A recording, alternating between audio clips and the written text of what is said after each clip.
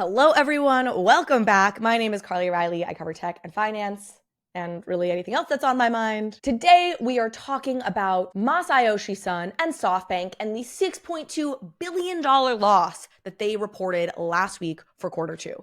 I'm sorry, I mean the $5.2 billion loss, the $7 billion loss.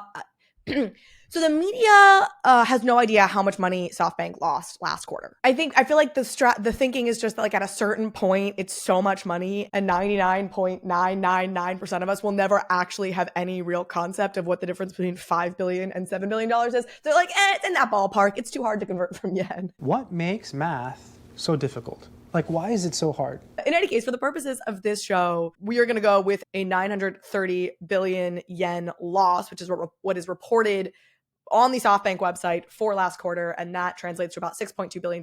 So that is what we are going with. They lost $6.2 billion last quarter. And Masayoshi Son, who is the founder of SoftBank and is a brilliant guy, is no stranger to losing a lot of money. Masa's story is amazing. He's Korean, grew up in Japan, came to the United States for college, and very quickly made himself a millionaire by inventing the first electronic dictionary. Masa then went back to Japan, where he founded SoftBank, which was initially a software wholesaler, but then he started making investments. He was, for one point in time, for apparently like 3 days, briefly, he was the richest man in the world. He was richer than Bill Gates, and then it all came crumbling down very quickly when the dot-com bubble burst. But he made it back, betting big on the mobile revolution after the internet revolution, and he made what I believe is one of the most successful investments of all time, which is that he put $20 million into Jack Ma and a little-known company that apparently didn't even have a viable business plan at the time called Alibaba. And this was before Jack really had a sense of what he was doing. So he made the bet based on this. His eyes was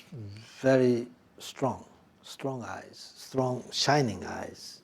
I could tell from the way he talked. He has a charisma. He has a leadership. So here's the thing about betting on people with crazy eyes and charisma.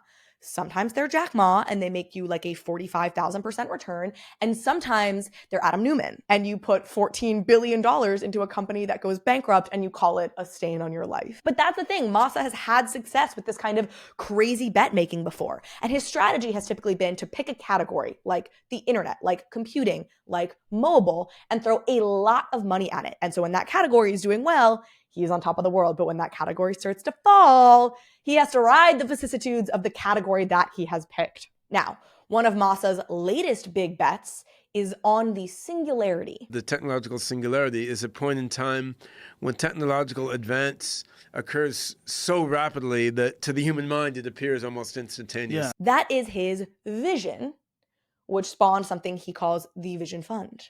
So the Vision Fund is an investment vehicle that Masa managed to raise $100 billion for. $100 billion, primarily from Saudis and from Mohammed bin Salman.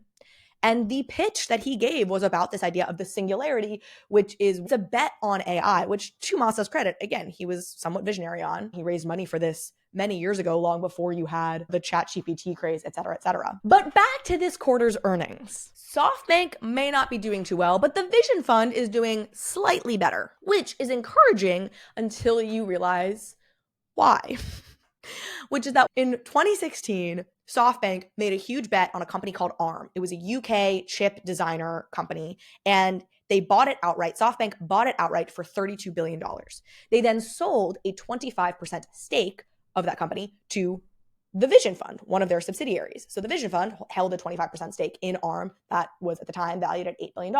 Now fast forward 7 years, 2023, Arm was preparing to IPO this summer, and SoftBank bought back the 25% stake of Arm that they had originally sold to the Vision Fund. They bought that back for $16 billion, valuing Arm in total at $64 billion.